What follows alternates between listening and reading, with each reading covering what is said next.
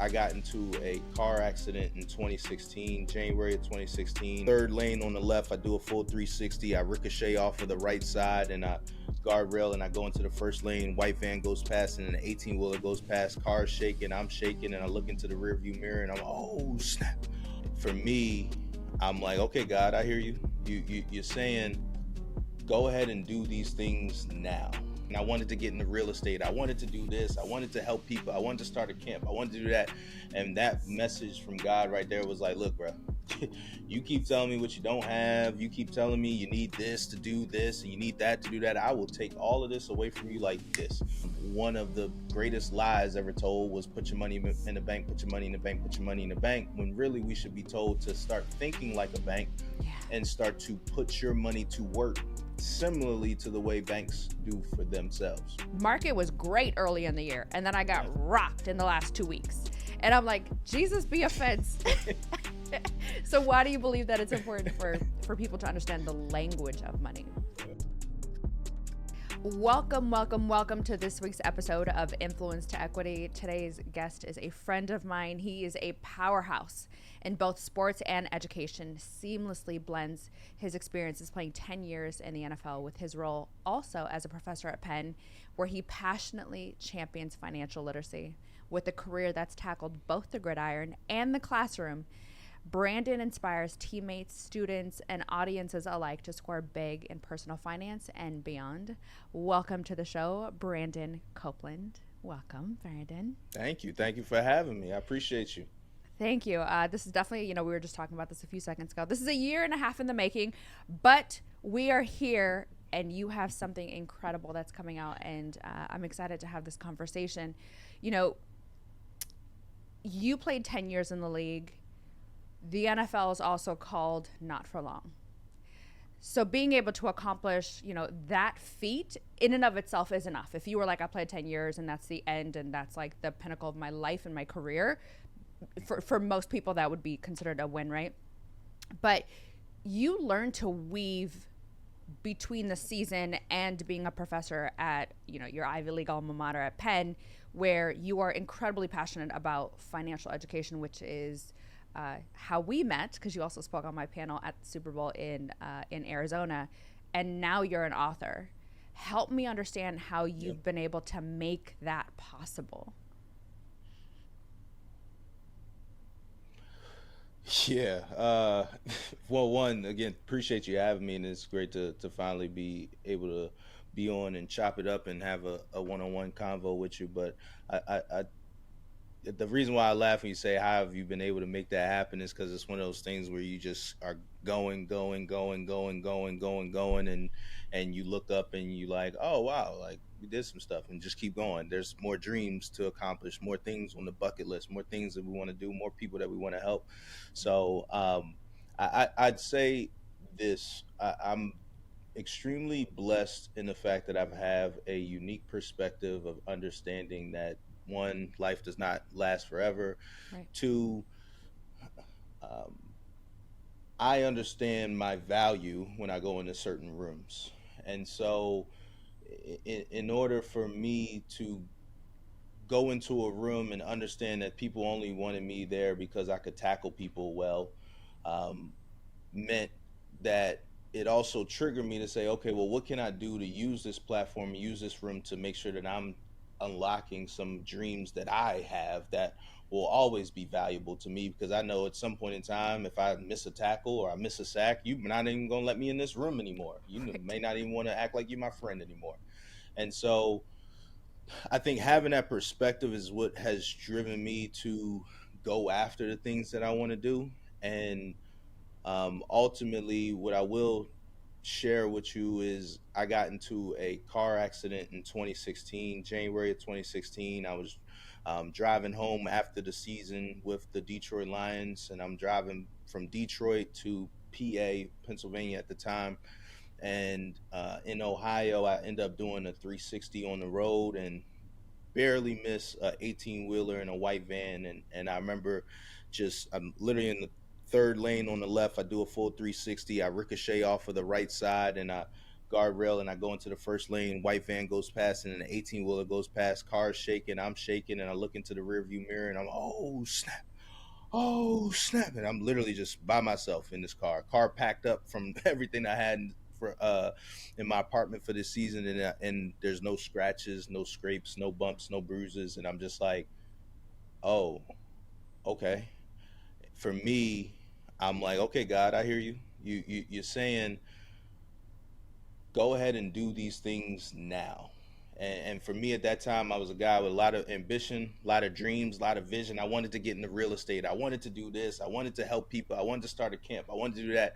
And that message from God right there was like, look, bro, you keep telling me what you don't have. You keep telling me you need this to do this and you need that to do that. I will take all of this away from you like this. So stop playing and get to work Wow. and go realize these dreams. And so that is what really has driven me to just kind of understand, hey, like, like they say in football, you one play away from it all being done. Same thing in life. And I'm not trying to make the, influence the equity podcast grim or anything like that, but that's just the way that I live. It's like if we want to do something, let's go for it. Worst thing people can say is no. Worst thing you can do is fail, which I don't like to fail. I try my best not to, but it is what it is. Right. It's interesting, and to me, I don't even consider it to be grim. There's just monumental moments in our lives that impact the decisions and the route that we go. For me personally, it was I had a heart attack at 23, a week after I had my son. Mm, And then he was diagnosed with he's nonverbal autistic. So between the two and me mm, being mad, not with God, but being like, what do you want me to do in this moment? And even for me, it was a very clear sign of he may not have a voice, but you do, and you're wasting it, while also having this heart attack experience that gives me a very different perspective on life itself at 23, and looking in the mirror and realizing I don't know who I am. I don't know what I want out of life. mm, And I had just given myself like a 2-year deadline to become an influencer to see what would happen. And in the process is how Influence to Equity and Sarah Lifestyle was built, because I didn't want to be just an influencer. And I realized that I could get equity in mm, the companies with the influence that I had as a creator. And so one of the things that I love about you and I appreciate about you and Kelvin Beecham, who's a good friend of ours, and the Ryan Mundys, is you all have been able to take a snapshot moment of the league and turn it into equity and turn it into true influence off the gridiron, like off the field, into something more. But a lot of us have these like life altering moments that make us realize that because life is so fragile, that there's no reason not to go get it, because it's there, especially when you're playing, everyone wants you in the room, and the second you're done, I've watched it happen over the course of the last 15 years of my life, where those rooms are not open anymore. That seat at the table isn't there anymore. And watching guys squander these opportunities of networking. But let me get back to your book. Let's talk about your book for a second. Uh, in your book, you mentioned experiences you had with your family as a child that altered how you looked at money. Why were they so engraved in your mind as an adult from something that happened when you were a kid? yeah, I think one of the things. So what you're referring to is there was certain things like we go through the checkout aisle, and the husky kid and me wanted a Milky Way, and moms would be like, "Nah, nope, can't have it." And I'm like, Yeah. "Man, one day I'm gonna grow up, and I'll be able to buy the whole candy aisle myself, right?" Yep. Like, Mine was Cheez or we Its. go to McDonald's and Cheez-Its. Oh, okay, Mine was Cheez Cheez-Its, Its. I Cheez-Its. I can't wait love till it. I'm an adult and I'm gonna get Cheez Its, and I always and I do and do. I'm gonna stun on them. You're right, right. And I'm gonna stun on them with Yep. my big bag of Cheez-Its. Yep. It was also McDonald's. We never would be able to get the meal. We would just get the dollar menu sandwich or whatever, and then a courtesy cup of ice water. It's like ingrained in my head, and so for me, um, I always wanted to be able to have the optionality. And shout out to my mom who was balancing a budget and making magic and miracles happen, Yeah. which is something that you understand as you get older. But as a little kid, you're just like, nah, like I gotta be balling. I don't know. I need to be able to buy these Milky Ways. And so, um, those experiences just put me on this trajectory of wanting money, wanting money, wanting money, and then being fortunate to be around certain experiences or certain opportunities that started to show me like, oh, like you don't have to just make money playing football. You don't have to just be an NBA player, right? Like my high school head football coach actually ran a hedge fund, has more money than probably most of the players I've ever played with, including the quarterbacks, Right. right? And he hasn't played one down or one snap in the NFL. And he's humble. He puts kids through high school and college, and he's coached and he helps a lot of people, right? And I'm Yeah. just like, oh, having the experience of seeing that as a high school kid, it was like, oh, there's ways to make money and not have to have surgeries, not have to take on a double team, not have to hit with my head. Let me learn about that.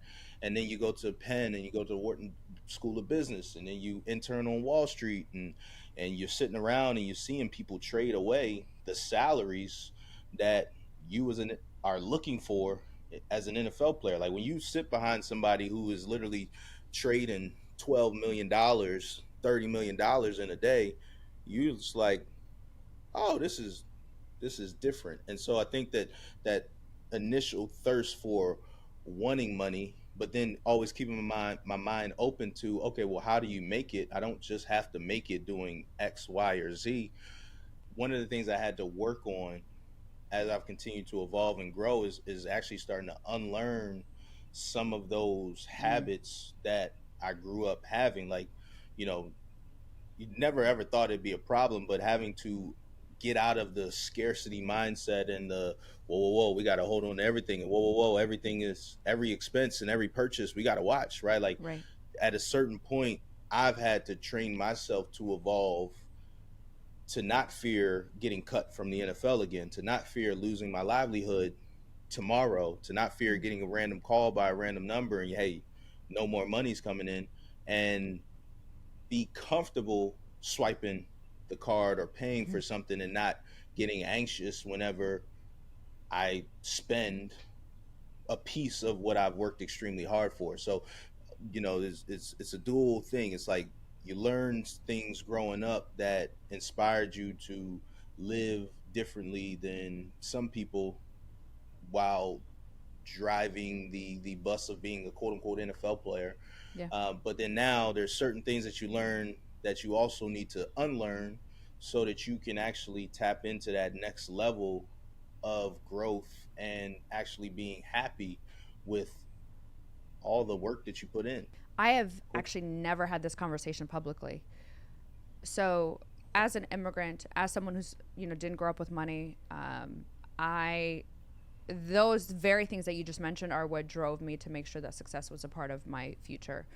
I knew that there were things that I Hmm. just wanted, and then obviously being a single mom and those things and then my own aspirations have really accelerated the things that I want. Right. I remember the first time I got a six-figure check, and the way that I didn't realize that scarcity was still in me, and I'm still having to unlearn that.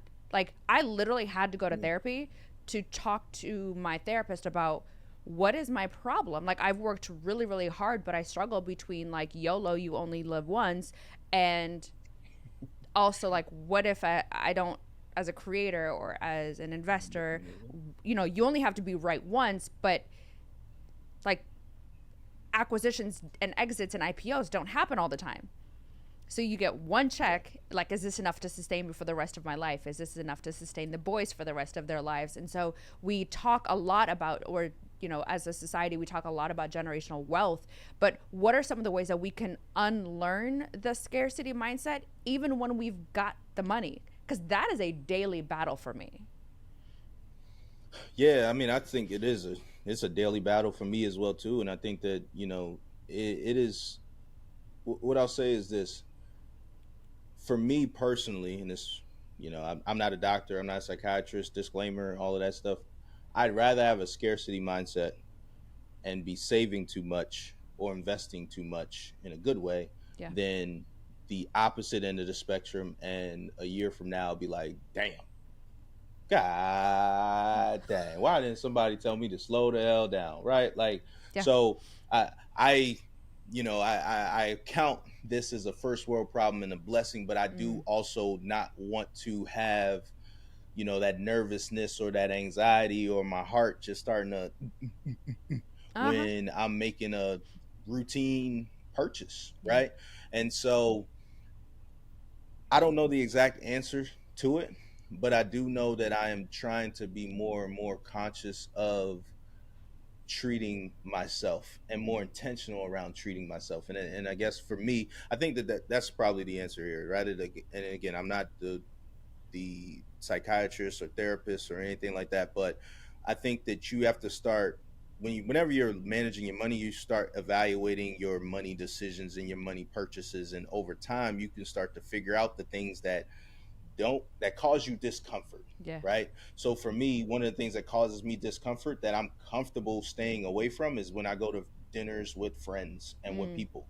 The reason why, no offense to all my friends out there, but I end up usually paying for a lot more than I actually ordered. Yep.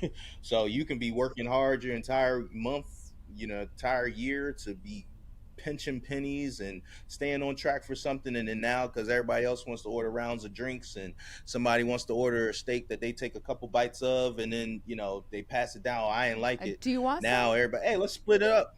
Uh Yeah, huh. let's split the check. No, no, no, hold up. We wasn't talking about splitting check, right? Like, let's everybody pay their fair share. No, so again, like I'm giving that as an example, but like again, I know that. So I know when I'm in a certain season, certain time, I'm not putting myself in Yep. those predicaments, right? Yeah. And so just even being conscious of that can make you more intentional in putting yourself in position to win, Yeah.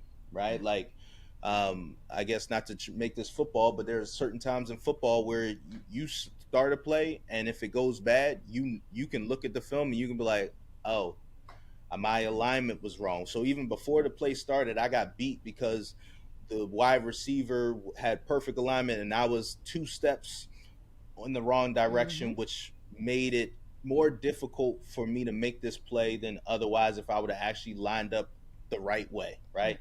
And so now, if you translate that to your money, which is a big jump here, I'm out here taking risk, right? As you Mm-hmm. translate that to your money, now it's, are you positioning yourself for success, right? Is your preparation, your budget, the different things, the different goals that you have, are you actually, yeah, everybody can make a game plan, everybody can do the little scouting report and sit in the classroom and tell you, oh, we should do this, coach. But then when you actually get out there onto the field, are you actually setting yourself up before the play to have success? Mm. And I think that by doing that, that can also help you start to identify some of those past traumas, but then also unlearn or put yourself in position to move beyond those past traumas. One thing, another example, and then I promise to shut up here, is I am I'm not an impulse. Well, I guess you can say there are times in my life where I am an impulse shopper or impulse buyer. Mm-hmm. I'm not a big, like, let me just go out and buy a random car, or let me go out and buy a bunch of jewelry. This is my chain, Amazon 14.99 chain, right? It's a Hey. world piece. Is my reminder, let's change the world. My Mm. watch, this is my expensive watch over here, this Apple Watch, okay? Right? Like that's what makes me tick, right? Like that's Mm-hmm. not, I'm not going to go out and buy a bunch of random jewelry, random cars, and there's nothing wrong with that, but that's just not what makes me happy. But every once in a while, I'll be bored and I'll want to buy some random shoes, Mm-hmm. and I'll buy a bunch of random shoes, or I'll pull up a bunch of random shoes, or a bunch of, I went through a dad hat phase, and I'm buying a bunch of random hats and stuff like that. Again, fortunately, there's nothing that's going to destroy all my life's work. Yeah. But I caught myself in a phase of like, yo, you buying a bunch of stuff, you're not wearing it, you end up giving it to Goodwill or giving it to somebody else. Like, all right, from now on, whenever you get into one of those phases, you just scrolling and you doing stuff, instead of buying it, take a screenshot, load all of that stuff up, and we're not going to come back to it for another couple days or a week or so. Mm-hmm. And a lot of times that's prevented me from making purchases that otherwise would probably, I it's not that I would regret them, but Yeah. it's just unnecessary. So again, just putting structures and frameworks around you can also help you um, make intentional decisions with your money. It's funny because I do the same thing. I will put it in the cart because I go through a shoe phase every once in a blue moon. Mhm. Or I went through like a workout phase because my outfits needed to be cute because it's more motivational to go to the gym if my outfit feels really cute and if my shoes match. But I was overspending. So I was like, let me put it in the cart, come back to it 3 days from now. And if I still wanted it, then I would buy it. And I realized that Mhm. by then I didn't really care about it or want it. And then the second piece for me was, and this has been probably the last 3 years of my business, is no, actually the last four, is if I wanted to buy something and I still came back to it and I wanted it, I had to invest it either back into my business or into the market. Those were my options. And Mm. so I didn't buy anything that way. It just made, I don't know, that just made more sense in my head. But, with that being said,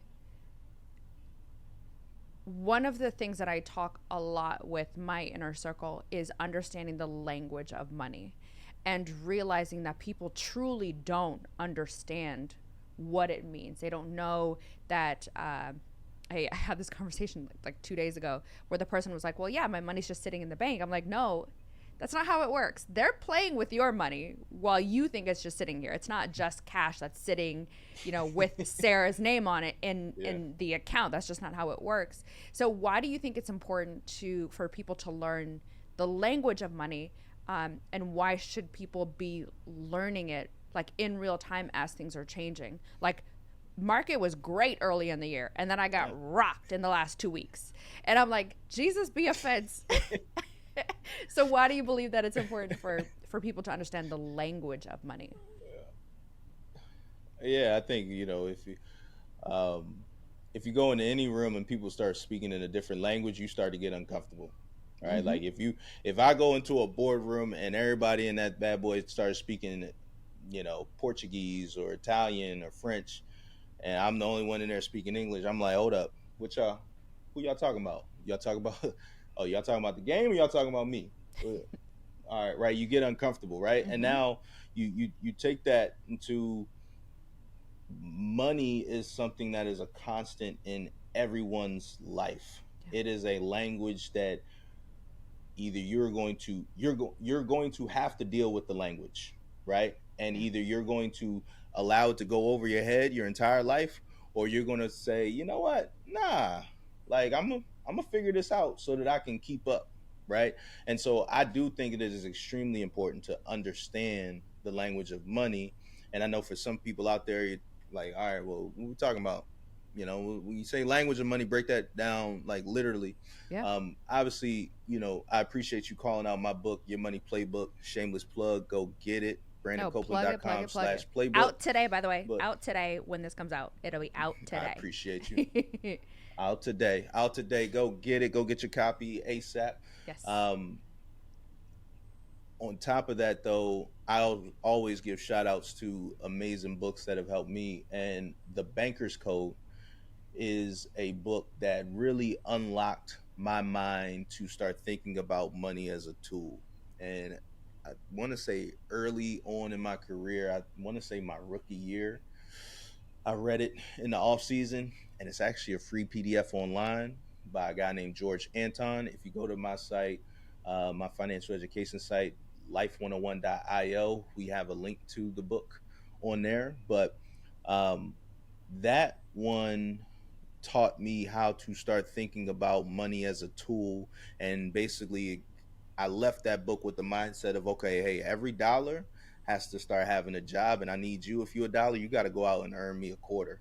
And then, hey, that quarter, you got to go out and earn me a dime, right? Like, and now just starting to think about, okay, well, when, like you said, when I put my money in the bank, you like, hey, let the bank, that's what they always taught me. Put your money in the bank, you made Mm-hmm. it, right? Mm-hmm. But like you said, the bank is going to take your money and then go out and loan it to me, Mm-hmm. or it's going to take a portion of your money, and then if you go back to the bank and say, hey, I want to borrow some money for a car, they're going to be like, all right, well, we're paying you 0.0015%, but you can borrow money for a car, and today, that rate is going to be 6.5% or so. Mm-hmm. So sometimes you trying to get your own money back, and you like, hold up, you charging me more on my own damn money. Who did this math, right? Right. And so while the bank and the banking system has its purpose and it has its need. One of the greatest lies ever told was put your money in the bank, put your money in the bank, put your money in the bank, when really we should be told to start thinking like a bank Yeah. and start to put your money to work similarly to the way banks do for themselves. It's actually heartbreaking when I think about just some of the experiences that I had. And for people who are listening, I spent 9 years within the NFL, which is why the league and the athletes and it makes sense. I was having this conversation recently with a rookie, and I'm continuously shocked over the course of the last, my God, probably 15 years or so, at how many athletes, which also translates to just people in general, don't understand how their money works. And so for Mm. pro athletes in this case, and I just had this conversation with my manager, and she's like, you all need to be having these conversations because people don't understand. With NFL players in particular, you're paying taxes in 9 states. It's the state in which you live and play, plus every state in which you're playing in, plus the local city tax of where you go. So if you don't understand the implications of what that means for your money, you're screwed when Uncle Sam come around and he's taking 60% of your check and you don't know what the heck happened. Mm. And I was listening to this rookie. He was telling the story how he had he knew his signing bonus was coming around. It was 100K. And he's like, oh, he's already spent it. He knows I'm going shopping. I've done this. Like, you've already spent the money. And then he looks at the check and it's actually like $42,000 to $47,000. Walk me through the implications for not only just pro athletes, but also for people to not understand why they should take the time to learn about their taxes. They need to understand how the market works. You need to know what a bear market is, which is happening in Japan right now, and crypto is crashing. And there's just so many implications of not understanding, even just something as simple as taxes. What do you believe are the implications of not understanding? Yeah, I mean, you don't know what you don't know, and if you're, what they say, ignorance is bliss. Mm-hmm. However, when it comes to your money, you're talking about your livelihood. Like, I'm talking about an older version of myself. I'm talking about, this guy, this version of me 20 years from now who may want to chill, may want to go on vacation, may want to do XYZ, whatever, right? May want to Right. go to the club and blow everything. Mm-hmm. That's my prerogative. That's my opportunity to do. But the decisions I'm making today are going to lead to whether I can do what I want then or not, Right. frankly, right? And so when we do our class at Penn, the first lesson every single semester has been budgeting and identifying your why, identifying your North Star, so that we make sure that we're not hamsters on hamster wheels, just Right. going after money, money, money, money, money.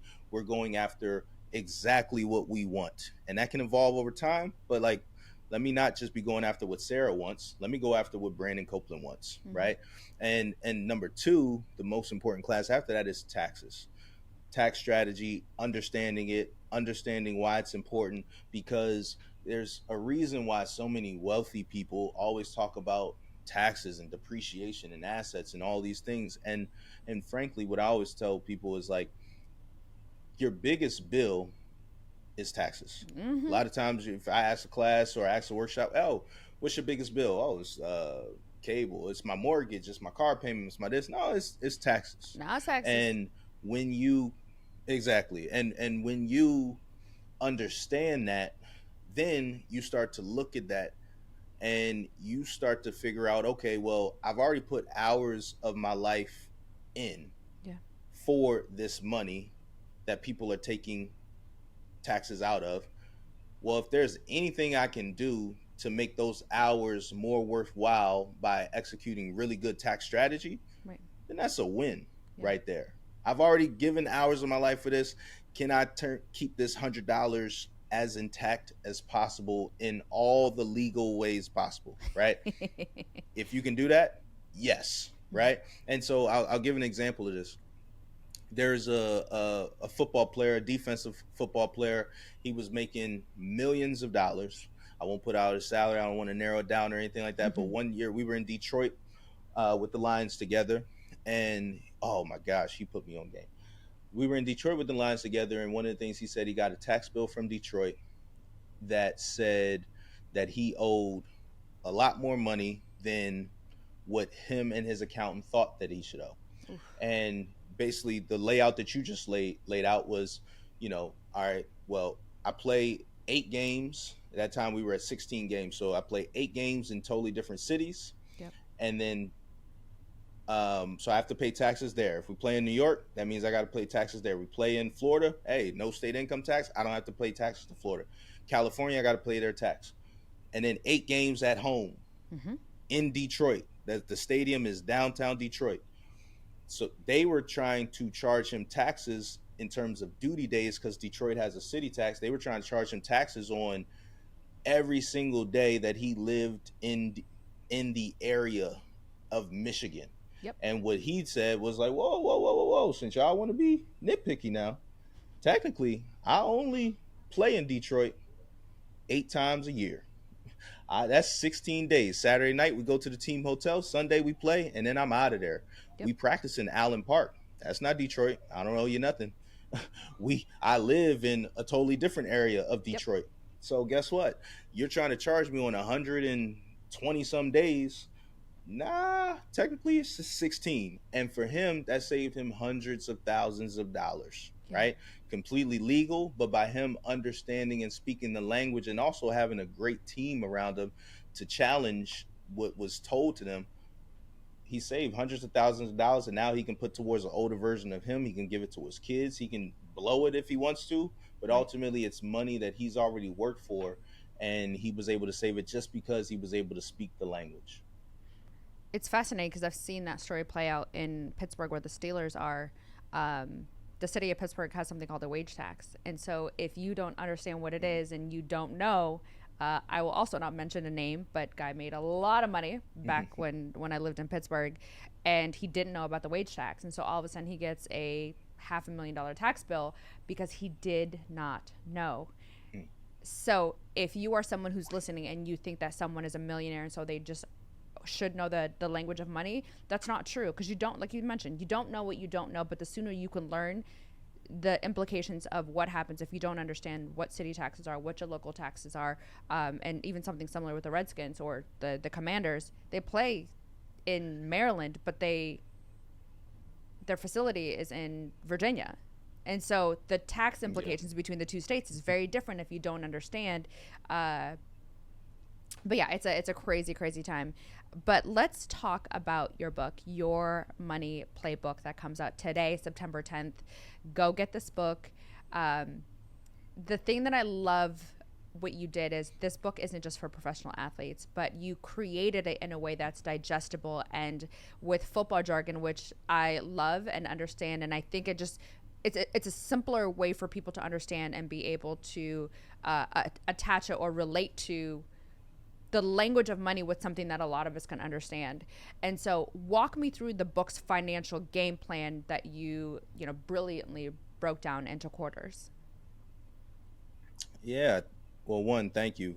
Thank you for noticing that. I wanted to create something that is accessible for everyone. And I mean, rule number one when you start a business is to not do that. Find you a niche audience and just go for it. So I guess my niche audience is are sports fans, but ultimately, um, football has been something that's changed my life for forever, and so it was only right to try to relate this money initiative to how I prepared for a season. Um, in training camp, I am really all throughout the year. I am training my body to be able to withstand the pressure of a season. Um, what am I doing with my money? How am I prepping myself to create a game plan for me that I can go into a season and weather the storms, the ups and downs, the ebbs and flows, and be okay, be comfortable, and not let it rock me and throw me off my feet. Then as you go into a actual game, so the way the book is broken down is you got training, you have the off season, you have training camp, you have first quarter and the things you should do in your financial first quarter of your life, your second quarter, the financial next steps that you need to do, your halftime, you have third quarter, fourth quarter, and overtime. And so it's not quarters of your life, but it's more so the steps you need to take to reach full financial confidence, from budgeting to tax strategy to all the way to wills and estate planning. and making sure that you and your kids are good and you're securing generational wealth. And ultimately, the the thing that really made this fun for me was just reflecting on just the correlation between the sport that I love and that's changed my life and preparing my financial life for forever. A lot of times when you go into a game, first quarter, you're feeling out your opponent. You're trying to understand them, they're trying to understand you, and you're trying to understand their game plan for the day. Second quarter, it's like, all right, I got you. We on the offense now. Let's go. Let's go. First quarter in your money, I'm trying to budget. I'm trying to identify my why. I'm trying to make sure I'm good. I'm trying to make sure I got pockets of money over here. I'm trying to secure the bag. In second quarter, okay, cool. Now we're starting to invest. We're starting to explore different things. We're starting to put emergency funds away. We're setting things up. Halftime, every single sport we know has a halftime or has some period where they take a break and they just evaluate what happened before, and then they get prepared to go out and go to battle again. A lot of times people well, I don't think a lot of times, I don't know if I don't know what people think happens at halftime, but when you go into that locker room, I mean, I'll tell you what Bill Belichick said: go use the bathroom, don't putting on your headphones, get your ass over here and let's evaluate. Now the game really begins. Mm-hmm. We seen their best shot over the first half. Now we're going to retool ourselves and we're going to come out the second half, and now it's time to play some football, right? Yeah. And so at halftime, now we're evaluating with our money. Okay, how did the first 6 months of the year go? What we had this plan. Are we on track? Are we not? Third quarter, we back into it. We're swinging. We're making punches. We're making waves. And then by the time we're in the fourth quarter, we're stamping it. We're hopefully finishing the drill. And again, when it comes to football, you're trying to win the game. When it comes to your money, that's when you're trying to make sure that you are really good. You're in thrive mode. You don't have to go back into a scarcity mode ever again. I always tell my team is I want to be bulletproof. I'm in front of the camera way too much. I talk way too much. I am bound, knock on wood, to slip up. I'm bound to say something that somebody doesn't like and they hate me for some reason. And again, I have a pretty decent heart. I would say I'm not perfect, but I don't want my money to be tied to your opinion of me. I need to be Right. bulletproof. Right. So is my money set up and structured where I'm not I don't care about your opinion of me anymore, Yep. right? That's how the evolution of money. And then over time, let's continue to push it over the edge and make sure that we are, again, from a football perspective, we got to win the game. But from a money perspective, we're doing all the things that just take us into the next generation and allow our children to have options. Yeah. That's my goal. Everybody else has to figure out their own goal. My Yeah. goal isn't necessarily to allow my children to grow up and never have to work or never have to do anything. No, you're gonna have to put your brain to work, Right. right? I don't want you to have to go down certain routes or anything like that. But I always say my children are gonna grow up and they're gonna want for nothing, but they're gonna work for everything. Yeah. And the goal for me is to give them optionality. Hey, Dad, I want to start my own business. Okay, you got a business plan? Cool. All right. Well, guess what? Daddy's your first investor Yep. because you came to me correctly, not Yep. just because Daddy can do it and go have some fun, son. No, it's because you came to me correctly, and I'm gonna be your business partner and your investor. Like Yep. that's what my dream is.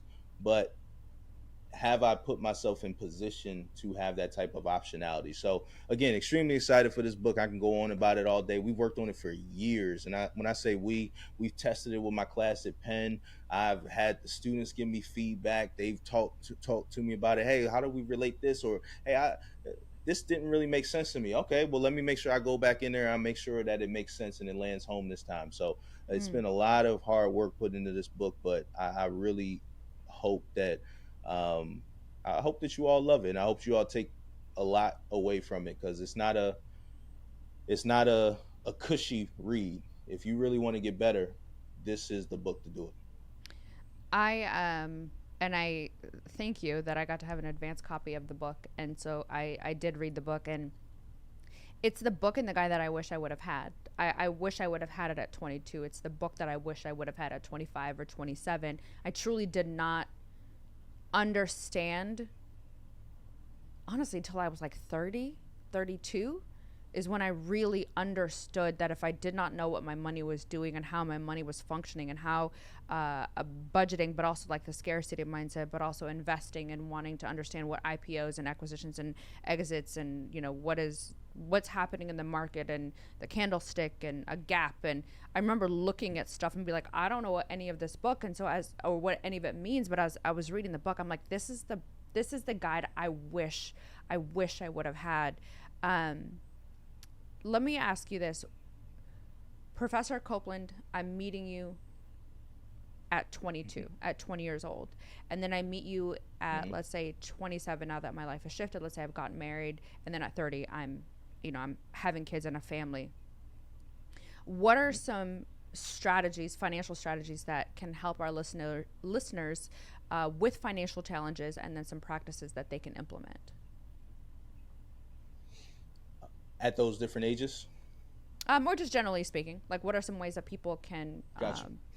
just. Yeah, I would say, yeah. So for me at 22, I'm a big music guy. So one thing the great Migos have said, you get the bag and fumble it, I get the bag and flip it and tumble it. Yep. Yeah. And what I take from that is, hey, invest, save your money, take your money, do something with it. And so at 22, you might not necessarily be in that mindset. I wasn't. Well, actually, I was in that mindset just because of my uh, experiences with Wall Street and stuff like that. Um, but I think for me at 22, the goal is to try as many things as possible to invest in myself and then to save as much money as I possibly can. Yeah. The reason why I want to try as many things as possible is because by me trying things, taking on new things, I am also starting to learn what I like and what I don't like, so that as I get older, I can easily tell you, nah, I'm not interested in that. And I can tell you that with supreme confidence because I've tried it before. I've tried something similar to it, and that's never going to be something that I want to spend hours more of my life doing. Yeah. I want to save and invest as much as possible um, because I'm always looking to live differently than everyone else. The majority of people aren't in strong financial situations. Right. And so I know the easiest route to end up like everybody else is to act like everybody else, right?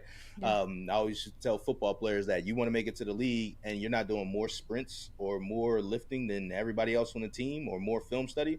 You We know everybody in college ain't making it to the league, and you're doing exactly what everyone else is doing. Right. Ah, I'm just gonna tell you, it's not adding up. So I know that I need to be saving slash investing because I'm really trying to put money away early to take care of an older version of myself. Right. Mm-hmm. And then finally, again, investing in yourself is like investing in your growth, investing in your development, because that'll give you exponential growth over time. And there's so many ways to do that, even for free nowadays, with podcasts like this, with so much learning and experiences and webinars and things of that nature out there. Now, as I'm getting older and more evolved and life is lifing, one, when I'm going into that marriage with somebody, I'm evaluating their business as well too. I am looking at that now as, and I will admit I wasn't necessarily thinking about it completely at 26 when I got married, but um, I definitely had more of that in my ear as a result of being in the NFL than the average human being, because most people in the NFL are getting people around them telling them, hey, watch out. Hey, don't do this. Hey, watch out.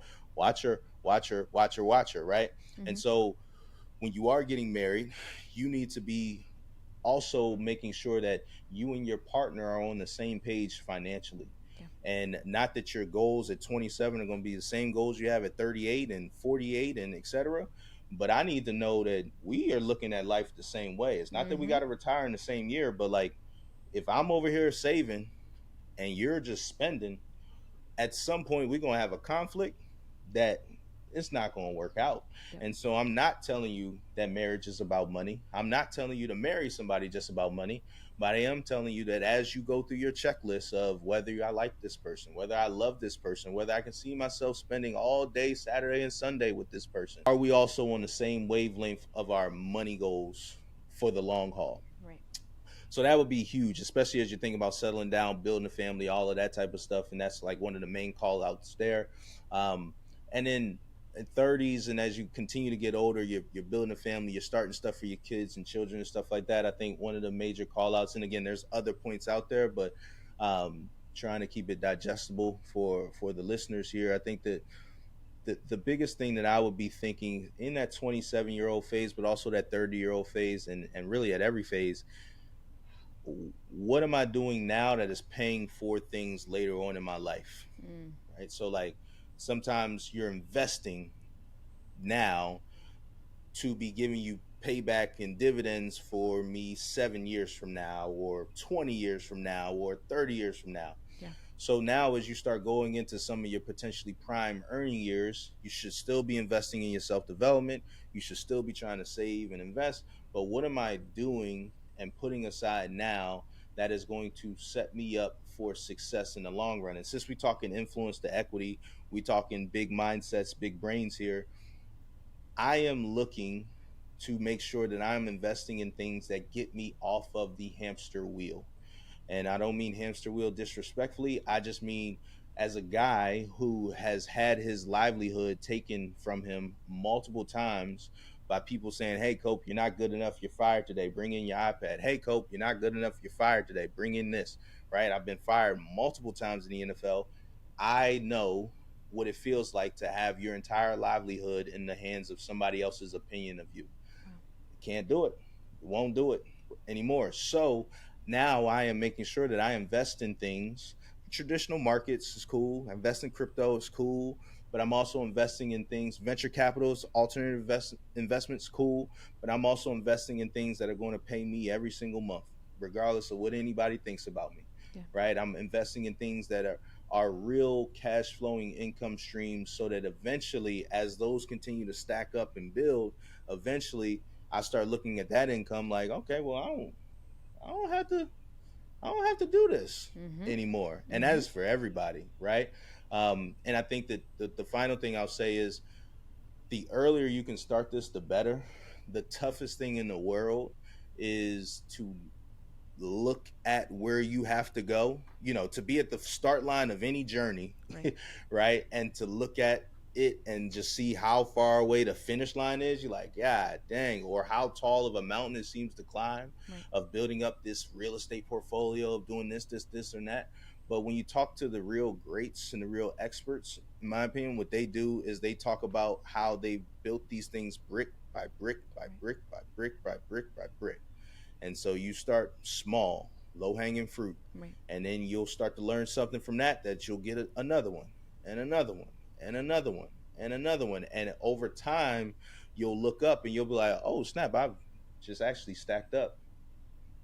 Boom, whatever that number is for you. Right. Final thing I'll say, I'm just giving a bunch of game I here. love it. Give it A to lot us. of people are searching for financial freedom. Yeah, a lot of people are searching for financial freedom. I'd like to use the term financial confidence or financial freedom, whatever it is, but you need to figure out what that number is. By Right. doing a budget and figuring out how much money you spend every single month, and also being realistic about, hey, I want my lifestyle to grow. In a few years, I'm going to have my wife and I, we're having a child, our third child right now, right? Like Yeah. it, hey, bills are going to change, right? Like, so I know that what I'm spending this month is going to be different next month when we have a third child in the house, new diapers, new this, new that, Yeah. et cetera, et cetera, et cetera.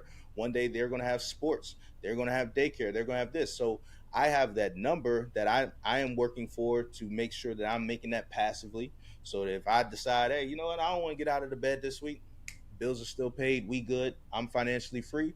But I'm also going to overshoot that number because I know that my lifestyle is going to want to evolve Yep. over time as well too. But by having that tangible number, now you give me a goal that is a math problem for me to solve, because now I just gotta, this is the number, boom, 6,000, 7,000, 10,000, 40,000. I don't care what it is. Yeah. Now it is, okay, let me break it down. I need to go out and get some properties doing this, and that's going to give me X amount per month. Cool. I'm going to go get, well, these companies are paying me dividends. So now every single month I'm getting X amount in dividends. Okay, cool. Let me, boom.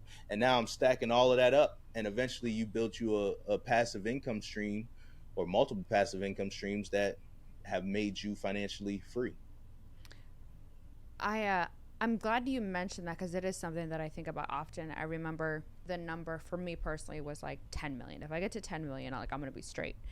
And then I realized 10 million pre-tax is not that much money. So I was like, all right, 25 million. If I do this right with dividends, with, just the lifestyle inflation, then kids are, I now have a preteen and a teenager. Sports, like you mentioned, is very, very expensive. They're in private schools.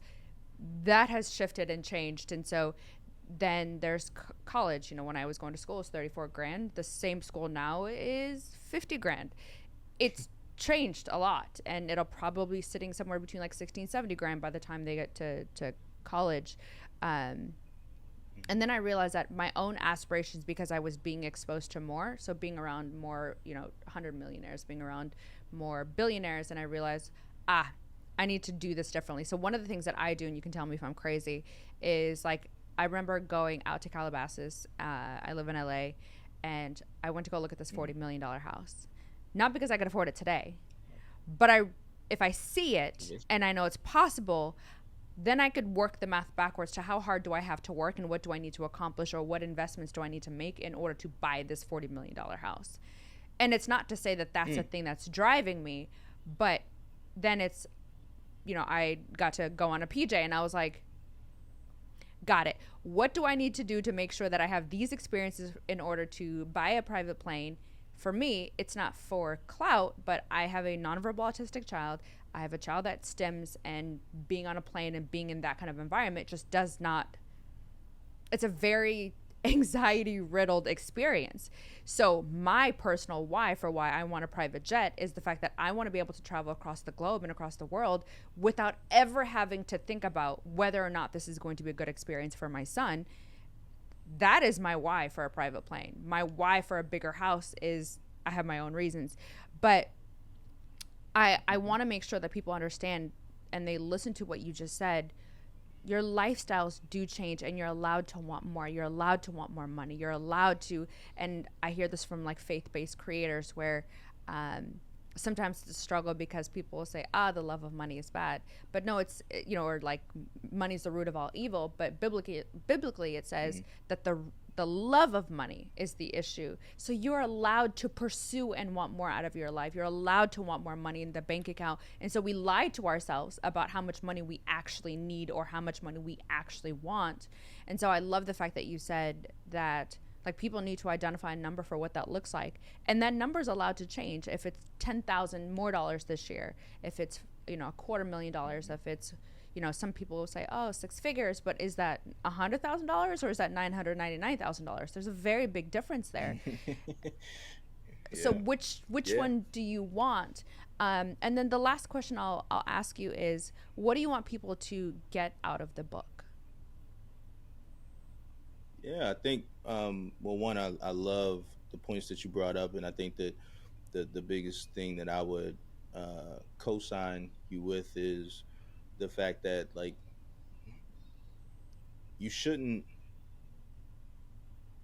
don't judge why other people hustle or why other people work hard. And it was a lesson that I learned myself in my first year teaching at Penn. Um, we had a class. This was 2019, spring of 2019, and um, the I remember ESPN and all these different folks came out to the class, and it's the third class of the semester. We're doing retirement investing, and the reason why I remember ESPN came is because the school tried to move us out of the little small classroom they gave us, and they heard ESPN was coming, so they moved us into this big old classroom, stained glass windows and Of stuff like that. course. I'm like, y'all so fake. And and we're doing this whole class on retirement investing, and I have a guest speaker come in there, and he's talking about why he chooses to live differently like everyone else today so that later on in life he can live differently, and why he saves and invests and et cetera, et cetera. And then one of my students, after listening to the whole conversation, one of my students raises their hand and is like, yeah, like my why is because I want to go to the club and I want family popping bottles. I want us having tables. I want us to be on the PJ. I want everybody with me. And like he said, he literally quoted the J. Cole verse, which my favorite rapper is J. Cole. He said, "Let's." It's like the song "Middle Class" says, "What good is the money if my friends are broke, what good is first class if my friends can't sit? Mm. And then he goes into that. And at first I was sitting there looking at him like, Bro, really? bruh, did you not did you not hear the whole conversation on save and this and that and that? And then I had literally like an out of body experience of like, Cope, who that's not your that's not Mm. your responsibility to tell him why he hustles. Like that's that's what he wants. And that's okay. That's great. Your job by educating people is to make sure that they understand the puzzle and all the things that could hinder their dreams. What they go for and they choose to put this money to use for is completely up to them. And so I just wanted to co-sign Thank you. exactly what you're saying of like you're allowed to have dreams. You're allowed to like being financially confident, financially free should be one of the funnest things in the world. Yeah. And if you want that $40 million house, go get it. That's great. Being financially educated and understanding the language of money, now when you make that $40 million purchase, now you won't make it in a silo that makes you potentially regret that 5, 10 years from now because you didn't understand the upkeep costs of the home and all of the closing costs you would have, and you didn't Brandon. understand all the different details of it, Right. right? Right. I mean, I'm telling you, I've one of the things, yeah, I'm going on a tangent. I promise I'll come back to your question, No, but you're one of good. the things that before I ever started teaching the class, before I ever started educating people on money, one of the first real estate investments I ever made, I worked with this couple in Baltimore, Charm City buyers who are doing amazing things out there, and they we bought a house together. They bought back the block right near Johns Hopkins, bought 7 properties up. And I mean, these properties were dilapidated, no roof in them and everything like that. And they pretty much just went in, wiped it out, and just built, from the ground up pretty much, and built this brand new, beautiful property. This young lady came in to buy the home. It was going to be, she was a first time home buyer. About 14 days into the closing process, the process, it was going to take her 30 days to close. 14 days in, she goes out and buys a car, and no No. one told her not to touch her No. credit while she was closing on this house. And so a couple No. days later, she's trying to, the bank is like, oh, hey, something got triggered. What happened? You went out and bought a car? And she's like, yeah, I can No. afford it every single month. I can still do this. And the bank's like, No. yeah, no, well, we're no longer going to give you this loan. And so No. now this young lady, we had to put the house back on the market. She did not end up being able to purchase this house, but now this young lady was driving around at that time, driving around with a brand new car and not the brand new house of her dreams, because no one told her not to touch her credit while buying a house. Now, that's the language of money. Understanding those things, because what does that do to her mental wellness every single day as she's driving that car? What does that do for the next X amount of years as she starts to go out and shopping and looking for a new house, and now she's comparing it to the one that got away, Mm-hmm. all over something that somebody could have told her or she could have had a class about. And literally, if she'd have waited 16 or 17 days later, she could have went out and purchased that car and had both, right? And so again, what you're saying is so important, and I want to make sure people understand it is okay to dream. It is okay to go out there and have a vision for something and then go get it, right? Like that's how I made it to the NFL. Hey, I see it, I want it, cool. Now let's go put the work in for it. You can do it and manifest it with everything else in life. It's just making sure that you have the full picture and the full context so that we're not making decisions that we end up potentially regretting Yeah. or end up having to work harder for the rest of our lives as a result of, because we didn't have all the information. And I think to wrap it up, one of the things you asked me was, what do I hope people get from this book? So the title of the book is How to Earn More, Build Wealth, and Win at Life. I am a big believer in just creating the life that you want. I don't understand, let's say it like this. When I was at UBS, I had a mentor. I was a junior in college. UBS, for everybody, that's Union Bank of Switzerland. It's the largest asset management, wealth management firm in the world. And it was right after the 2008 crisis. It was like 2010, but the bank had just issued like we're doing 2,000 layoffs, and I'm just a summer intern there for 10 weeks, and I'm having a conversation with a guy. I won't mention his name, but he was a great mentor of mine, and we're sitting there, and he's trading some bonds. He actually traded debt, and we're sitting there having a conversation, and somehow or another we get on to the point of happiness. And my ballsy self, I probably shouldn't have asked this as an intern, but I'm just like, hmm, so are you happy?